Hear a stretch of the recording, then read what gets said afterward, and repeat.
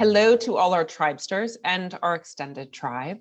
I am so excited to welcome back to this episode, this series, Louisa Chapman Andrews, founder of Cook Folk. She is also one of your fellow tribe members and a very dear friend. So Louisa has been with us once before, and hopefully this is sort of the beginning of a longer partnership together.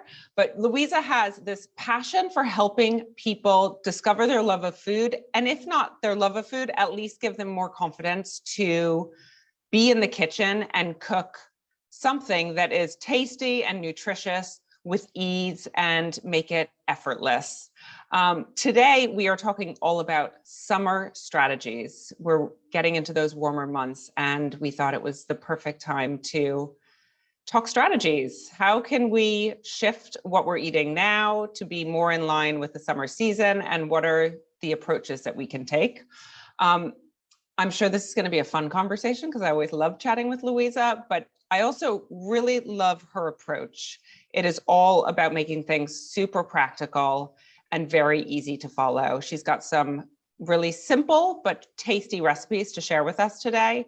And so I'm going to just roll right into Louisa and my conversation. Louisa, thank you so much for joining us. Welcome again. Well, thank you so much for having me. I absolutely love these sessions, and I'm delighted to be chatting to you today. So you recently moved houses. Obviously, we moved about a year ago, but you moved houses. How was that? Yeah, we did a wholesale lifting of our lives from London, which was, well, it's been great. I mean, we're still sort of part building site, but we've got a very lovely, very lucky, we've got a very lovely house with a great garden, wonderful space for me for the future to be doing things with Cook Folk. But for now, just an incredible kitchen garden that we're populating again, and yeah, just really enjoying it. Really enjoying it. I mean, you know, it is tough to move. It's tough, but it's very tough to move. I mean, you moved from the city to the country. I moved countries. Yeah. And actually, I loved cooking in our kitchen in London because we had it redone and it was set up in a way that made it really easy for me to get around. And I found that in this new house that we're renting here in Portugal, that actually I'm really not enjoying cooking, and I'm convinced it's because of the layout of the kitchen. I'd love to know how you set up your kitchen, how you make it functional. I really agree. I think that if your space is not kind of helping you to create, you kind of shy away from it. And I think that a lot of effort should be made and a lot of thought should go into how you arrange things, whether you're renting, whether you're buying and you're lucky enough to redo your kitchen again. I do think it needs a lot of thought. The interesting thing was that we have sort of replicated our kitchen in London as far as one possibly can in an ancient beamed, 17th century space. But we've taken the practicality and the functionality of our London kitchen and brought it here. And that, it took us a while to realize that's what we needed to do. But I mean, I'd be really interested to know a little bit more about how your kitchen's working or not working for you, because maybe I can give you some pointers. Tell me. Yeah, so basically the kitchen is very dark with a low ceiling. So I like natural light. So I think the first thing is it just feels the space feels constricted.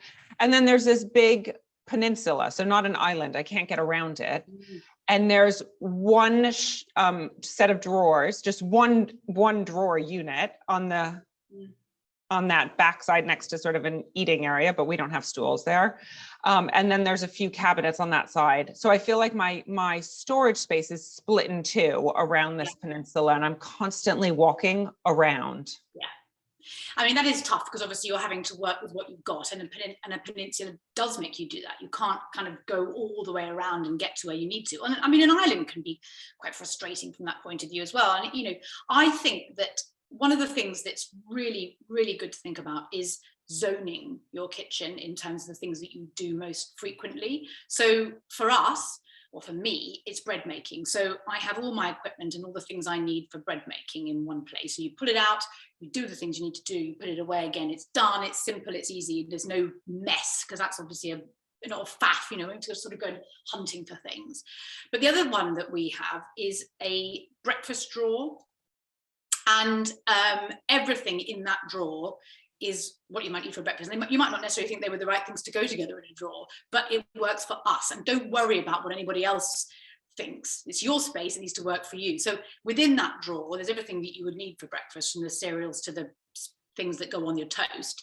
But then there's also an everyday sort of tray, like a basket. So all the things that we use every single day without fail, like the jars and what have you, we lift out straight out of that drawer and straight onto the table. And obviously then it's straight back in again.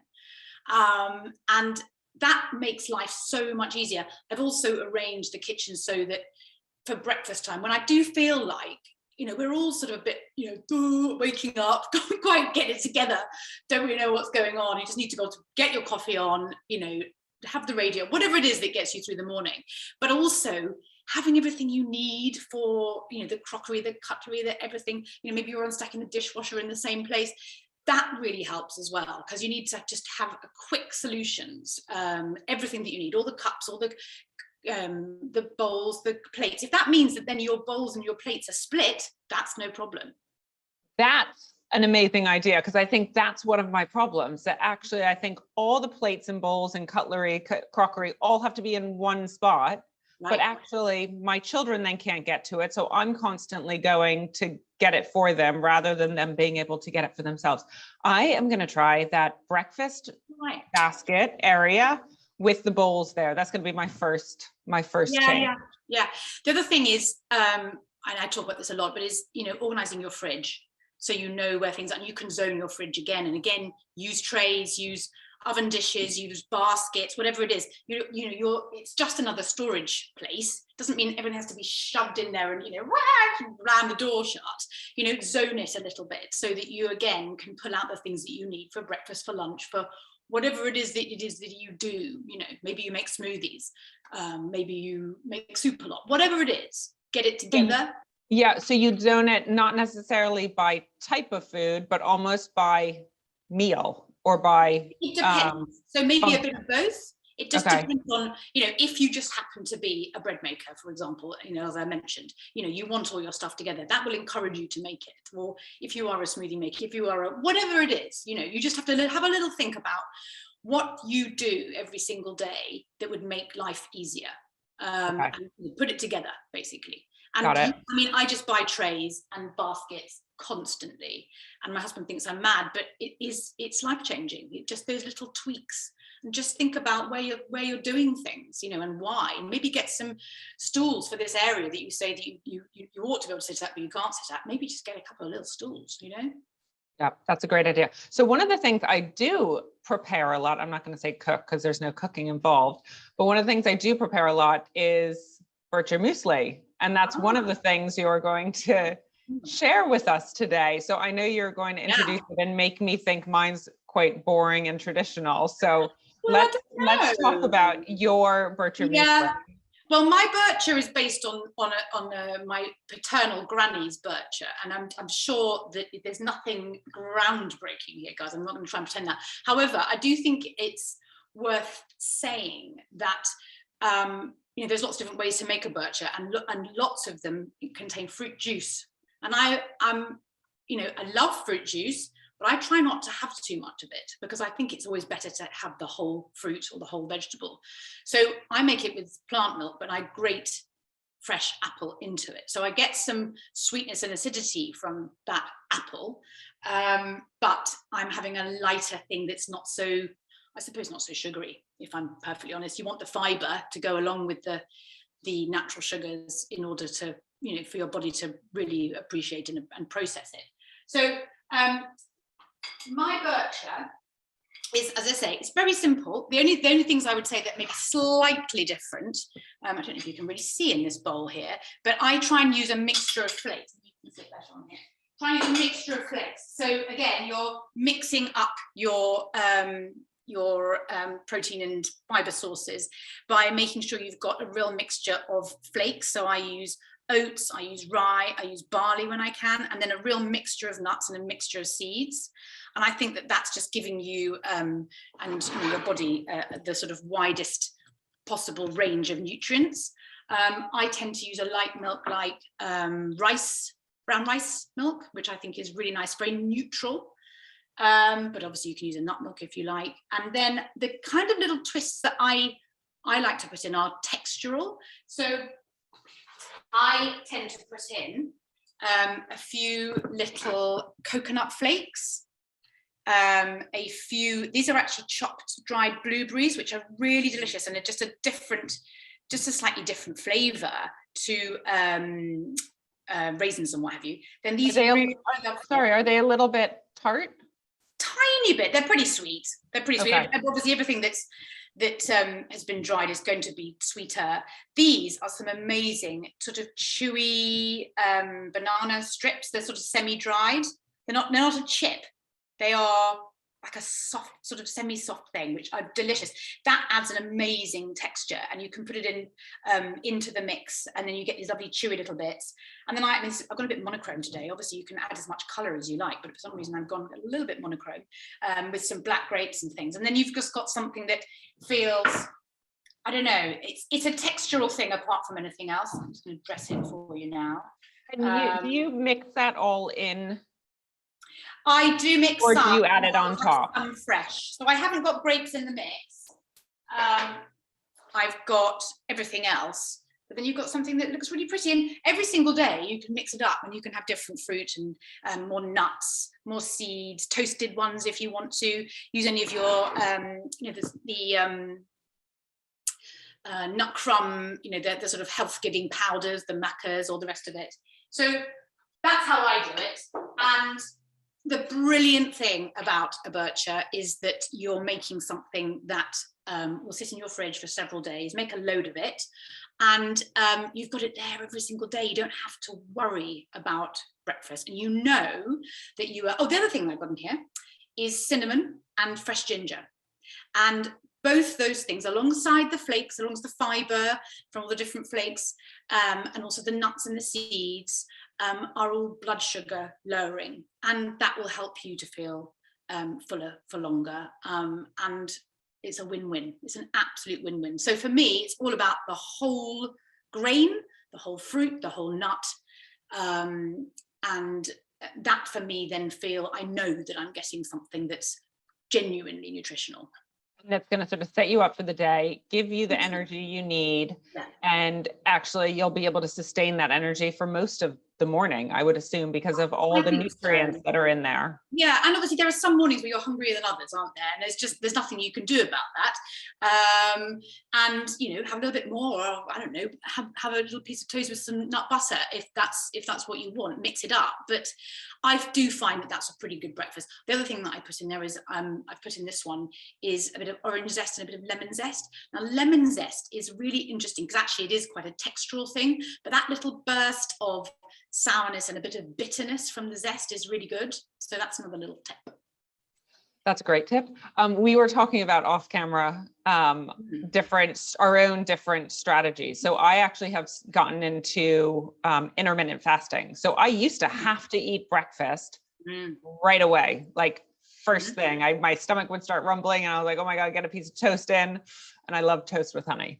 But I, over the past 2 years, have sort of trained myself to go a little bit longer. So I still have breakfast. I typically have the Bircher muesli.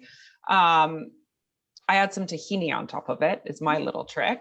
Nice. But I don't have it until about 10:30 or 11. But I never would have been able to do that right away. I actually had to take some time to build up to waiting until 10:30 or 11. But I find it does work for me. I'm just interested in your thoughts on intermittent fasting and what works for you. Yeah. It's not intermittent fasting. I love the idea of that. I've tried it and it doesn't really suit me. And it's not because I couldn't train myself, because I'm sure I could. I mean, I am one of those people that if I wake up and go to the airport at 3 a.m, I'm like, where's my breakfast? At that time in the morning, I'm hungry immediately, which is quite annoying.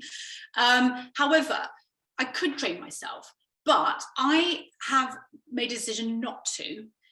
Because breakfast is the one meal of the day where we sat down as a family, where my husband can be there and my kids and I can be there.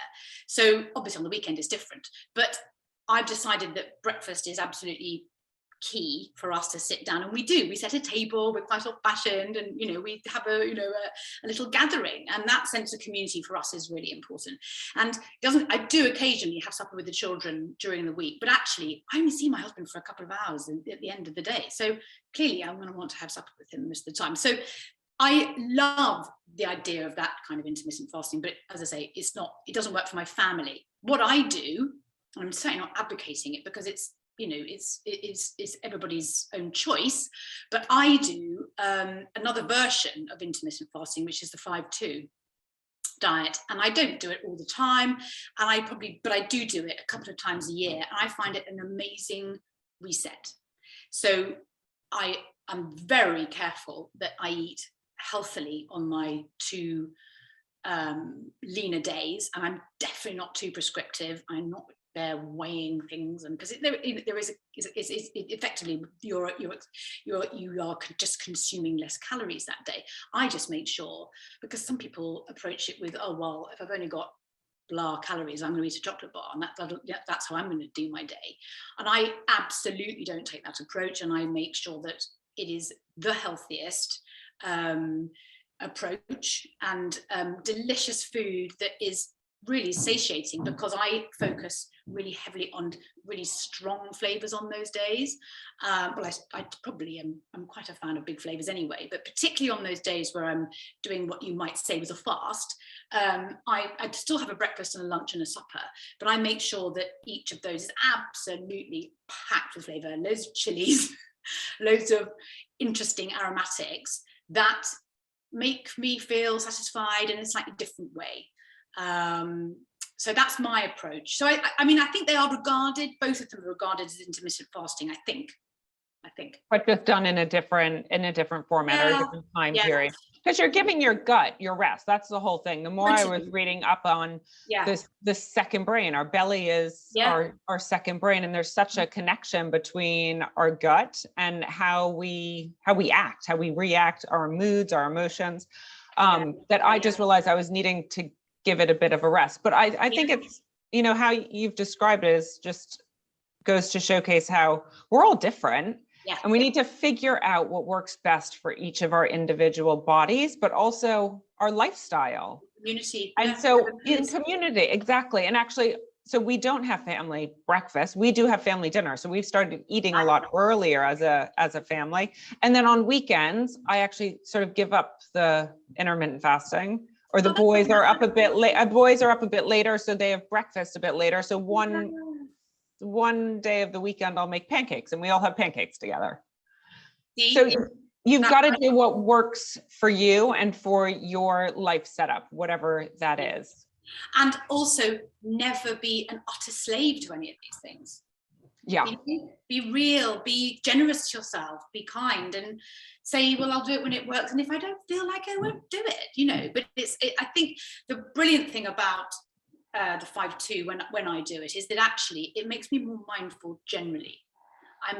You can eat what you like on the other days within reason, but I'm more mindful generally, and I'm more mindful with how I use my body as well. I find it a great reset. We were also talking off camera about, I remember asking you what felt like an incredibly stupid question, because I was like, how do you just keep going with this exercise, and how do you just stay on it? Because I just find I'm so sort of up and down. You were like, we'll just make it a priority and just do it every day. And I was like, yeah, that's how you do it. Why can't I do it? And but sometimes people need a little bit of support to help them go work towards that goal. Sports and exercise has always been a priority for me. Ever since I was little, it was a priority. Yeah. And it's how you make it part of your life. And so it's not like, oh, I'm doing that right now. This is what I do. That's how my day is. And that's how I also look after myself and prioritize myself. Because if I don't prioritize myself, then everyone particularly when you're the mum in the family, everything falls over, doesn't it? So well, that was one of the things that I had to teach myself. I never gave up when I was working in my corporate career. I never gave up my exercise, but I'd have to wake up. I mean, I've always been an early riser, so I'm okay getting up early, but creating boundaries that work for you. I mean, today I was feeling really overwhelmed, and I had to do a yoga class midday. And actually it completely reset me, and I feel in such a better frame of mind now. And I know that's sometimes what I need. And funnily, my yoga teacher online was sort of saying the same thing. She said, oh, my husband tells me it's yoga time when Right. I'm starting to get a little bit, antsy or a little bit short-tempered. And I'm sort of that same way. I need to move my body. Yeah. Oh my God. And actually, probably about a week ago, we just got back from skiing. I was like sort of, breathing raclette still out of every pore. And I was feeling a bit grim. And I was like, you need to have one of those, you probably don't so much because it is so much part of your everyday life. But if you are a little bit more up and down, as I know I am about exercise particularly, I was like, started to feel a bit meh. And then I was like, right, just start. We all know, once you know how to get on your horse, you get back on it once you've fallen off again. And it only takes one session to reset. And maybe I'm someone who needs a reset every now and again, a gentle reset. This is absolutely not extreme stuff. I never starve myself and I never miss a meal. It's just about making choices, isn't it? And actually, those choices become a little bit easier when you just think about and plan a few things in advance. And birch is a great example because you can make 3 or maybe even more days worth that can sit there and feed you. And actually, the other recipes, well, one of the recipes is very, very similar, and much like the bircher, you can mix it up and pimp it up and adapt it so that it feels different all the time. You can have something that looks and feels different every single day, but your base is the same. And it's something that sits in your fridge. There's no cooking. I think that another thing in the summer, it's having a few things ready to go that are going to be satisfying and delicious and that are not going to make you bored. And I've completely forgotten what I was saying. What are the things, your summer strategy, being prepared, having a few things in your cupboard that Yes. You can throw together? Yes. It'll come back to you. Yeah. Let's come back to birch or muesli before we go into that next list. So one of the strategies really is about being prepared. Yeah. So even the person that has that full-on morning with getting children ready or getting ready for work, or they have to go right into a hectic day, they have it prepped. And then with the breakfast baskets that you're saying how you're zoning, you actually can then change it up each morning so you don't get bored of it. So it's a little bit different every day. Little bit different every day, whether that's a nut butter on top, your tahini, different fruit, more nuts, add some color with some pistachios or, bright fruit, make it exotic, using different nut crumbs. There are a thousand. Yogurt, that's a lovely way, another lovely thing, or more fresh grated apple, or in the autumn, maybe lovely pears. There's just thousands of different ways in which you could serve it. And I think it's a real winner. I really do. And just don't be afraid to try something. If you like a certain type of food that you think might go well on top, try it and see. Be a little bit adventurous. Absolutely. Not everyone would try tahini, and I think it's a great idea. Why not? I love it. Seed butter. I think people forget that tahini is just a seed butter, and we eat this all the time. So yeah, it's a great one. The other good thing is that I used to do, and I don't do it now because I don't have to travel very far from my office. I go from downstairs to upstairs. Yeah. But when I was working in an office, I used to put it in jars. Oh yeah. And I could then travel with it. If I didn't want to have breakfast right away, or I was a little bit busy, I could transport it. I used my glass jars. I felt very sustainable. I was being good. Wasn't buying food from an unknown source. Yeah. You can eat it on the move. You can eat it when you get to your desk. It's not going to spoil. Nothing's going to happen to it in a lidded jar, and you've made it yourself. There's no healthier thing than making food for yourself and knowing what you're eating, knowing all the ingredients. Yeah, couldn't agree more. So I just read. Do you know about the blue zones? So you were telling me about this the other day. I didn't know, but it sounds fascinating. So there's 5 blue zones that have been discovered discovered in the world, and it's where there is the biggest population of octogenarians, so they're over 100 years old. And they've looked at the different foods that they eat, and there's not one specific diet that works. They have found that there's similarities, that there's actually a lot of grains that are being used and consumed. So lentils and legumes and farro in Italy. It's obviously not a Western diet of processed food at all. They were eating some fish or some meat, but it wasn't the main portion of their meal. But they found that communal eating was very popular, and community in general was very, very popular in these 5 specific areas. And that community actually gave them a sense of happiness that actually is the reason that they live longer in those 5 areas. Well, there you go. Well, that's the thing. People have been saying, you need to sit at the table and eat together forever, and more than ever we need it. And I know it's hard, and that's why I've chosen not to choose the intermittent fasting that you do, because I know that is the one time of the day that I know we can sit together as a family of 4, and that's really, really important. But it's so interesting. But there is also that study, isn't there, that about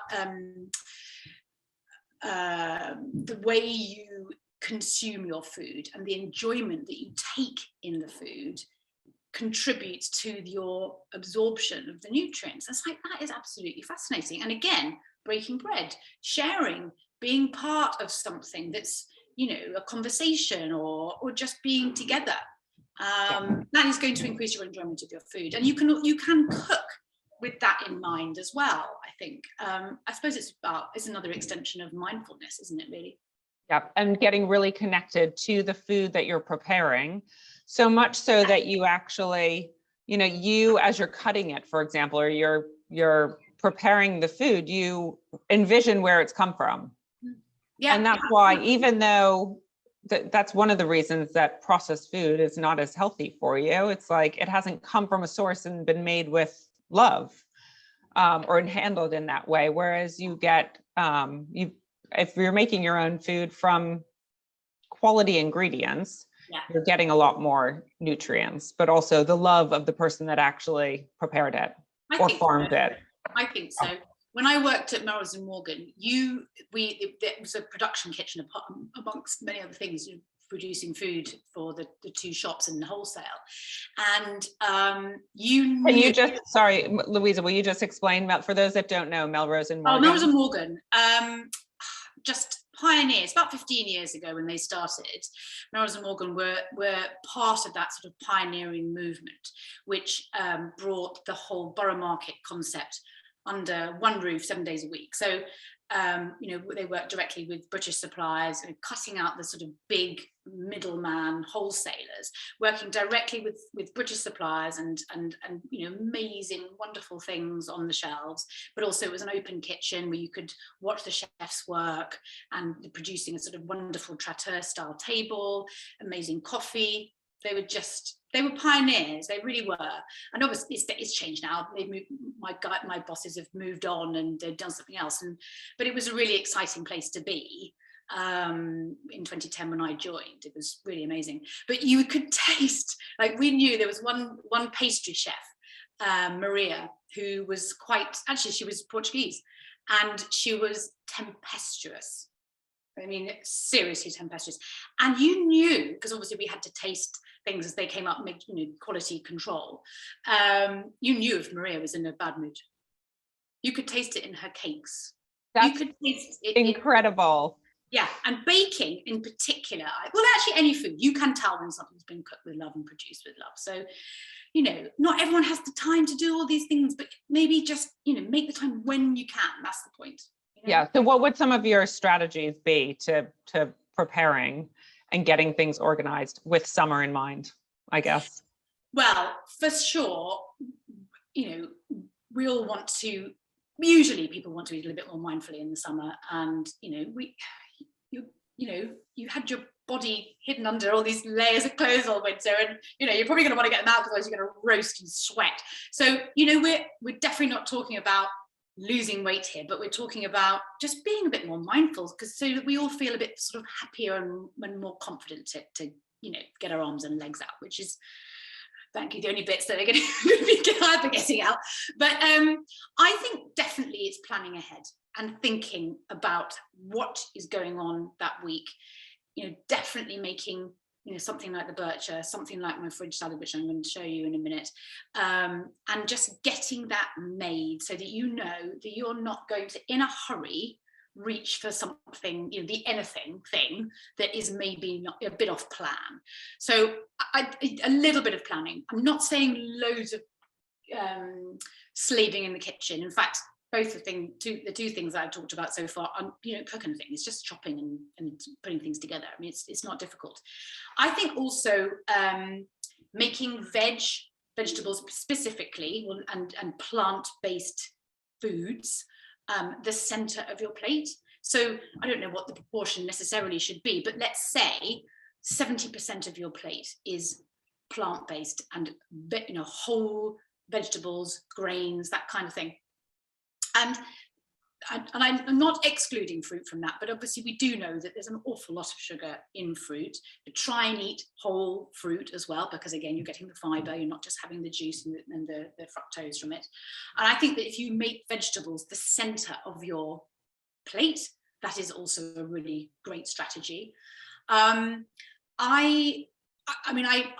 always eat seasonally, so I've always got something to look forward to. You've always got the asparagus in the late spring, early summer. You've always got the Jersey Royals to look forward to. You've also the whatever. I tend to wait to eat Mediterranean vegetables when, yes, of course, grown in Europe as well. But when things are wonderful in Spain and France and Italy, of course I want to eat them here too. They're not long before they're going to be wonderful here too, as well.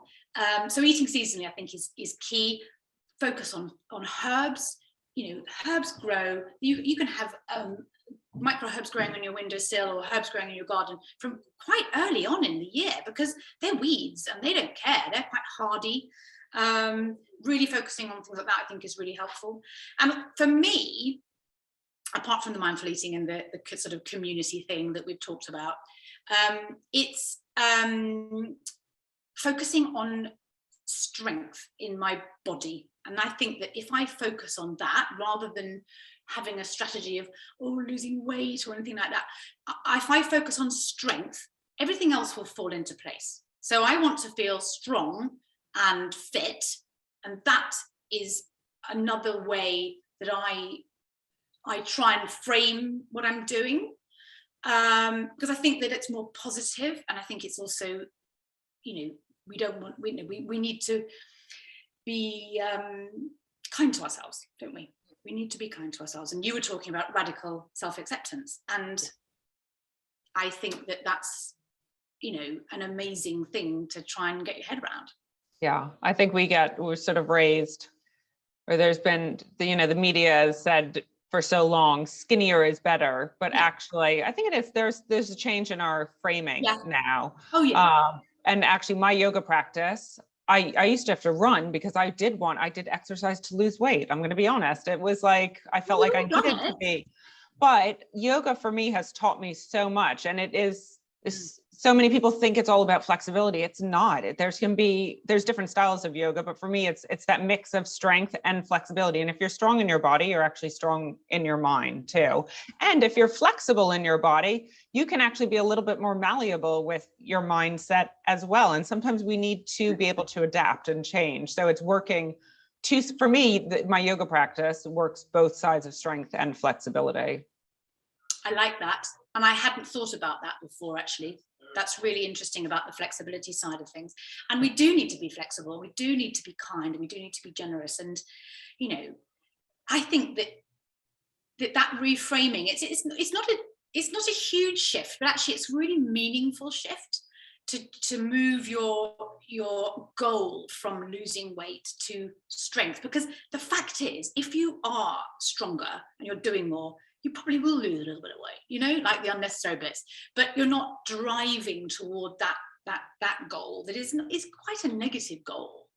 And also, where we all know, if you move more in the right way with the right focus, you probably will be more mindful with your eating. you probably will eat better. And the more you cook for yourself, the healthier you will be, without a shadow of a doubt. So yeah, and I've found that the more, once you start, it's sort of like a snowball effect. You do one thing, then it sort of triggers another thing. And if you're feeling a little bit healthier, then you want to go for a run, or you want to be outside more, and then they all sort of have an impact on one another.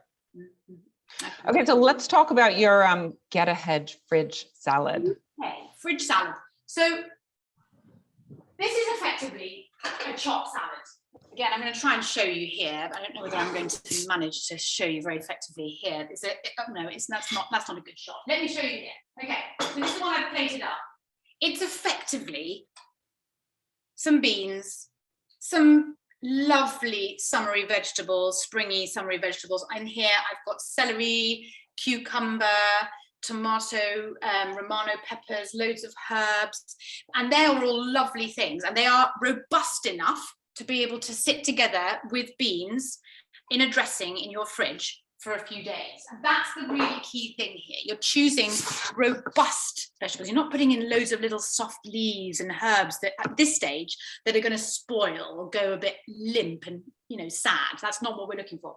We're looking for these, you know, and the other thing is that what we're doing is that we're sort of part pickling it, because it's a heavily vinegared dressing. So it's the sort of reverse of a traditional salad dressing, which is usually sort of 3 parts oil and 1 part vinegar. It's the reverse. So you're going for something super sharp isn't necessarily the right word, because the vinegar that you choose is really important, and you can choose vinegars that have got they're bursting with flavor, and they're not just some acidic thing that's going to sit in your mouth. And the one that I'm particularly keen on at the moment, excuse me, is this one, the Willie's turmeric honey.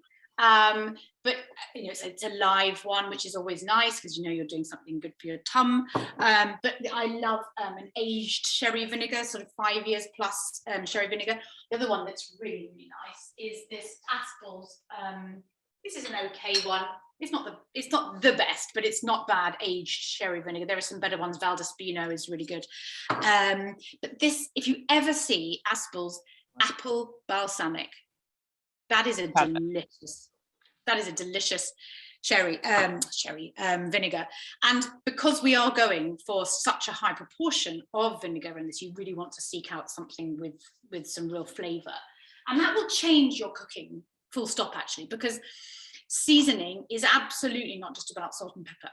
Seasoning and actually eating lighter, this is crucial, right? It's the interplay and the balance between the salty, the savory, the sweet, the sharp, sometimes the spicy. And if you can get that, there's a sort of sweet spot within there that is achieved if you think about Thai food. That Moorish quality, but with that lightness, that's how you get that in Thai food. And you can achieve that no matter what you're cooking, okay? But it's about training yourself to think about those different S's. Okay, say them again. So salty, savory, because umami has a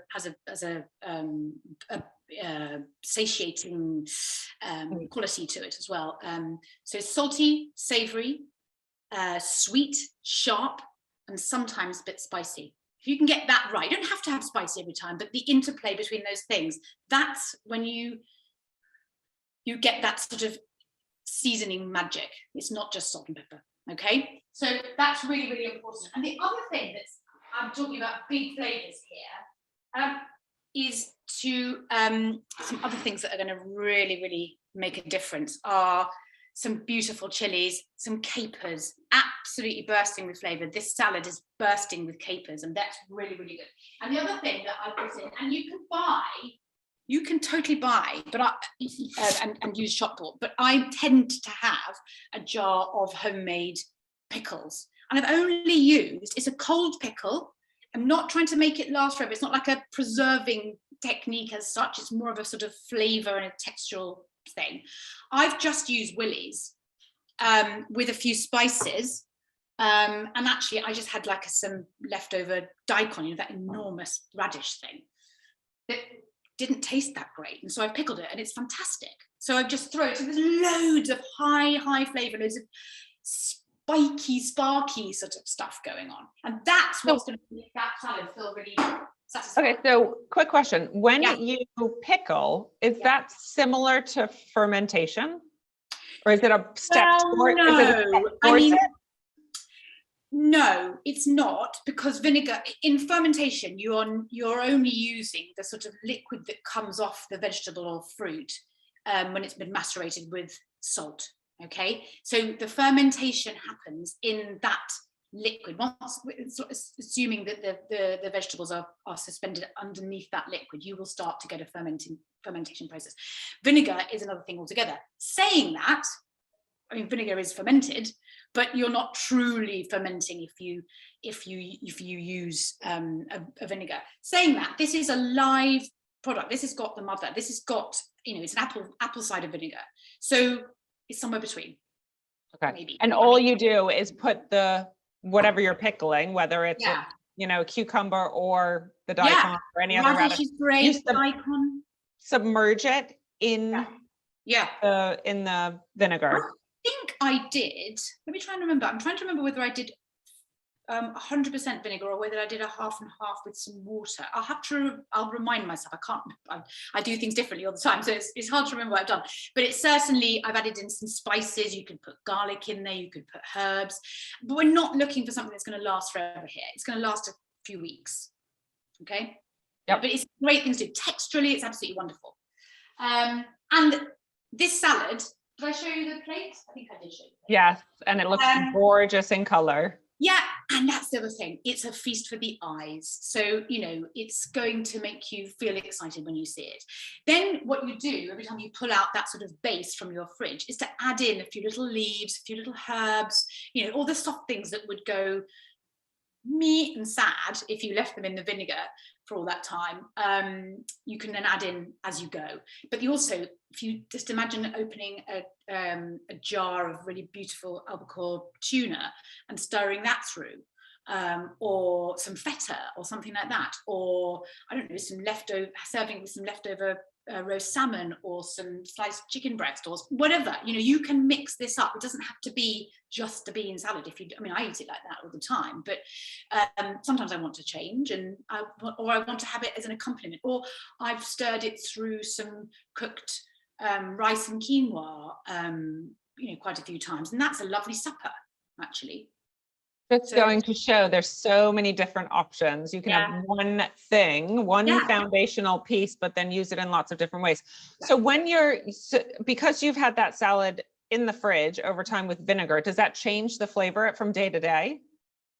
I think that you make enough for 3 days, and then 3 days is good. It will change over that time, and things will soften a little bit. But actually, there is an argument to say that the flavors get to know one another a little bit more. They start to sort of become, so you're probably going to get something a little bit sharper, crunchier, and more distinct on the first day. And yes, you will get something that's a little bit more homogenized is the wrong word, but married. Let's call it married. On the third day. But that's again a journey, and you're getting something different every day. So and then you could add on your nut crumbs, you could add on avocado. Oh, the world is your oyster. Absolutely. We haven't even mentioned that. Nut crumbs, avocado.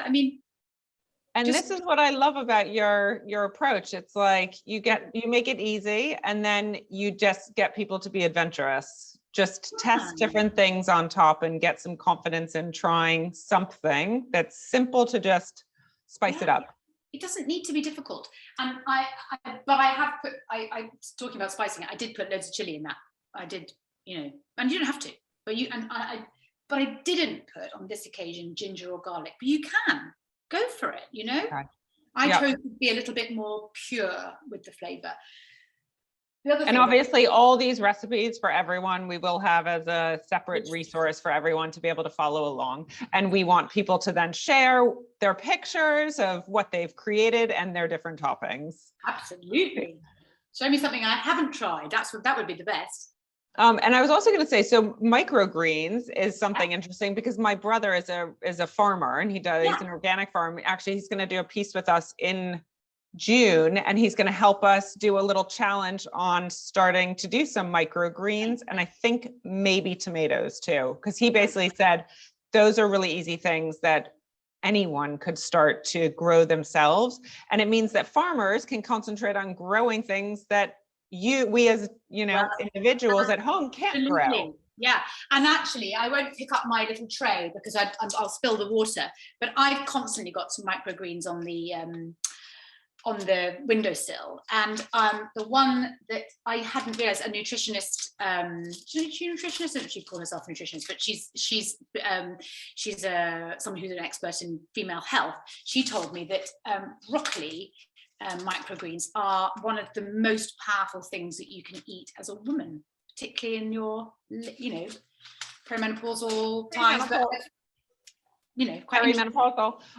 That is very interesting. I feel like someone else was just talking to me about broccoli. Oh, really? Okay. Yeah. The broccoli in itself, but the microgreens, because obviously everything's concentrated down to that tiny little thing. And they look beautiful. I mean, they elevate anything. A lot of the things I always talk about is, make something simple that's going to elevate the everyday. That's another way to elevate. They look gorgeous. Or there's red Russian, kale, or beetroot, bright red and yellow. I mean, just why not?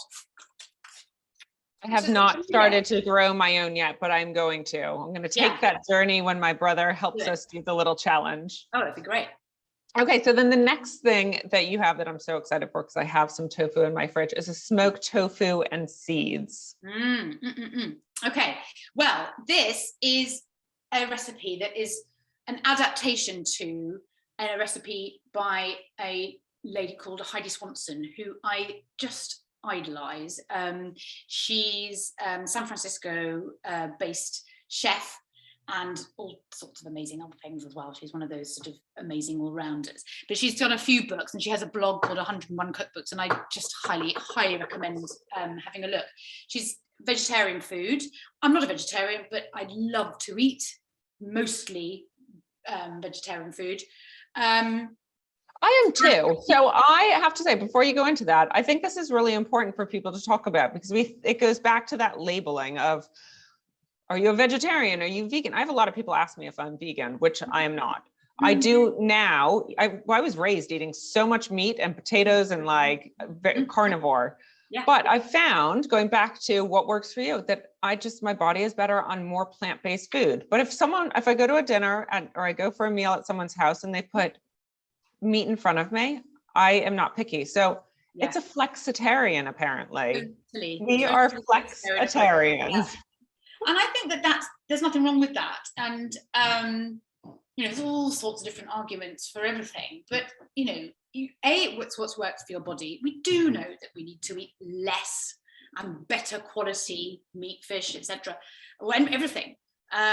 So it sort of just feels like the right approach, whilst not having to limit yourself completely. So but I don't know about you, but I love tofu when I eat it out. And when I try and cook it at home, I'm a bit like, oh God. Yeah, same. Why can't I do it? How can I make it? And I suppose because mostly when you go and eat tofu in restaurants, it's fried, and therein lies the reason that it tastes so amazing. But what clever old Heidi Swanson does is she grates the tofu. Now that sounds weird. That sounds like a weird thing to do.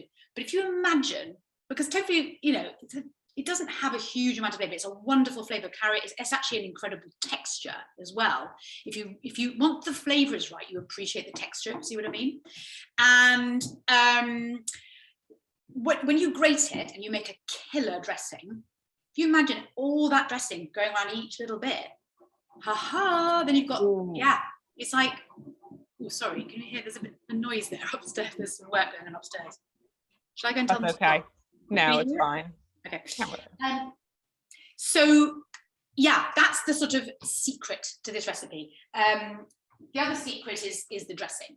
But let me turn this around a little bit so we can look down here. And I'm going to show you everything. Also, it's not a fridge make ahead dish, but it is a one pan dish, and I promise you, it is supper in minutes. I mean, the time it takes for you to toast these lovely pumpkin seeds and sunflower seeds, you will have grated your tofu, and everything else you just throw together. Okay, so I've toasted those, and I'm just going to throw them into a bowl. Could we use any types of nuts and seeds? Could you use like linseeds? Totally, go for it. I mean, I just think that the flavor and crunch of those particular seeds is the one that I particularly like. But of course you can. There's no rules to it. Heidi uses a plain tofu. I've gone for a smoked tofu, which is, I think, is a really great adaptation. But a plain tofu is totally fine. It's the firm tofu you want. The one that I have used is, I'm sure, the one that everyone has seen in the supermarkets everywhere is Tofu Company, and it's very good. It's very good. And it's firm. Are you grating it in a big? Yeah, like the biggest like grate. This is box grater grated, okay? Not fine grate, like the chunkiest grater you can get. And then all we need to do, once we've wilted some greens, we're just going to make a really killer dressing. That's it. And the amazing thing is that it's really satisfying. Like my big 6'1" husband thinks it's a great supper. So, if he's happy. He's not vegetarian or vegan, so no, he's not. But he absolutely loves to eat vegetarian food and vegan food too sometimes, because, well, for all the reasons that we've discussed. But also, I think I find cooking this way quite challenging, so I work really hard at it. But actually, you don't have to work that hard.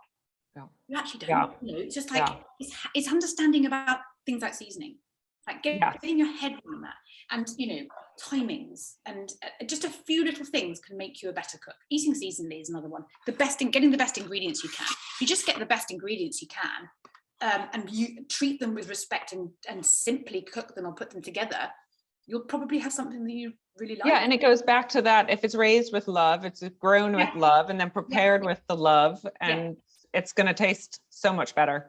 Would your children eat tofu? Would they eat this? No, not this. Not this. No, there's way too many sort of stringy looking vegetables in it for them. They do eat certain greens. I'm afraid they're still quite little and a little bit, fussy. But I think in a few years' time they will. Okay. For sure. Okay, right, so I'm just going to show you a couple of things. So we've got this tofu here. We've got the start of a dressing, which is basically some grated ginger. This is where my dressing is a little bit different to Heidi's. I'm just going to grate it straight in. My ginger is clean. I'm not even going to bother to peel it. I don't peel my ginger. Do you keep your ginger in the fridge or the freezer? Both, actually.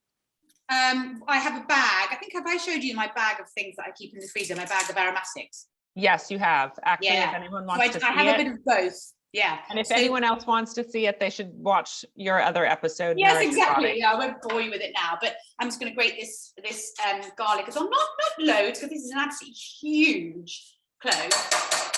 I don't want to completely overwhelm everything. Then we want a bit of red chili. I'm going to have green. I'm going to have some green. But you can go choose any colour you like. Serrano chilies are excuse me, a bit noisy. Serrano chilies are the things that Heidi particularly likes, but then she's in San Francisco, so that's not surprising.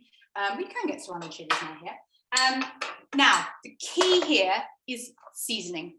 Okay, and I've talked about it, but actually what I am talking about is salt. Okay, this dressing, needs to be the entire flavour carrier for everything. There's no saltiness in that tofu. There's no saltiness in anything else. You have to slightly over season this dressing. Okay, just imagine that you're going to how it's going to be used, and slightly over season it, because without that, you're not going to get that real burst of flavour. So it's going to look like loads. Okay, don't be scared. You are making supper for several people, or a side for several people. Loads of pepper, a really good dash of willies, and the brilliant thing about this is that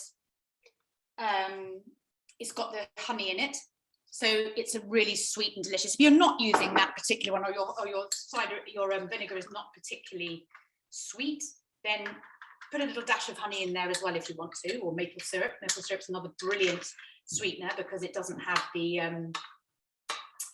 blood sugar spiking ability of lots of other sweeteners. And was that yogurt that you had in it to start? I didn't say that was, or I already had in there a couple of tablespoons of Greek yogurt. You could use a plant-based yogurt if you wanted to. I've chosen not to today. And then some olive oil. So it's a really lovely, rich, yet fully flavored and really sort of spiky and delicious dressing. So that's it, okay? And all we're going to do, I'm just going to taste that, make sure it's right. Yeah, I mean, it's salty, as it should be. Okay, it's quite spicy. Woo! And it's got a lovely balance of that sweetness and sharpness from that vinegar. So I'm now, can you see, what can you see? Let's turn this down a little bit. So if you can see in my pan, which is just on the heat here. Yeah. I'm just going to wilt some greens. And today I've got some pea shoots and some rocket, but it could be anything, okay? Doesn't need to be those specific things. I'm going to wilt that down, a tiny bit more salt, tiny bit.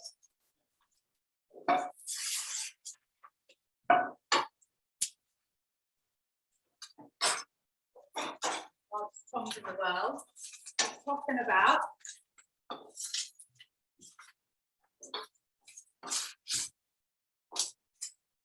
Just until they start to wilt, which seems like a strange thing to do with pea shoots, but stick with me. Okay, that's just starting to wilt down. I'm going to take that out. So it's just got a little bit hot, a little bit warm, a little bit wilted. Yeah, it's not gone crazy, it's just a little bit. And then I'm going to throw the tofu in with around half of the dressing. And we're just literally turning this, and about half the nuts and seeds, I should say. And you're just warming that through, you're not looking to cook it. Just warm it. It's a warm sort of halfway between a salad and a stir fry, I suppose. Right, that's it. Wow. That is it. Okay. And then it's just assembly. Hang on one sec.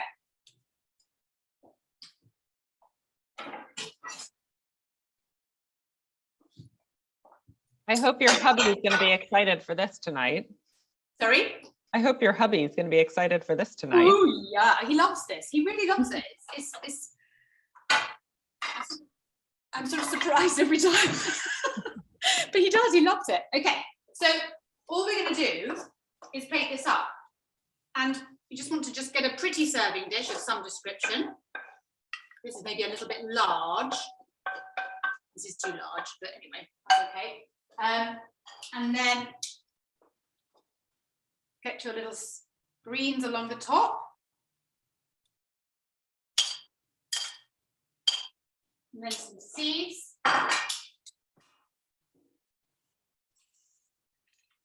Rest of your seeds. And then the rest of your dressing, which you just drizzle across. And you'd be amazed how good that is for supper. You could totally serve that alongside some grilled fish, some grilled chicken breast or whatever. But I'm telling you, that is a delicious, delicious plate of food. That is so easy. It's so easy. So anyone that's coming home and they have whatever don't have much time, they still have time to do that. That is easier than like taking a Charlie Bingham's out of a packet and putting it in. It really, really is. It is so much quicker than that. In fact, it's almost quicker than scrambling an egg. Almost. You know, once you've done the toast and all that, it's good stuff. Give it a go. Well, I have tofu in my fridge and I've sort of been waiting, like, what am I going to do with that? Yeah. So that is on the recipe. That is on the menu very soon. I will take pictures and tag you on them, obviously. Thanks. Okay, amazing. Thank you so much for all those ideas. Wow. Is there anything, are there any other strategies that we need to talk about with this audience? We've touched on our getting prepared, getting ahead, communal eating, and just community in general, being mindful about the types of products, and also just introducing a bit of mindfulness to how they prepare. Yeah.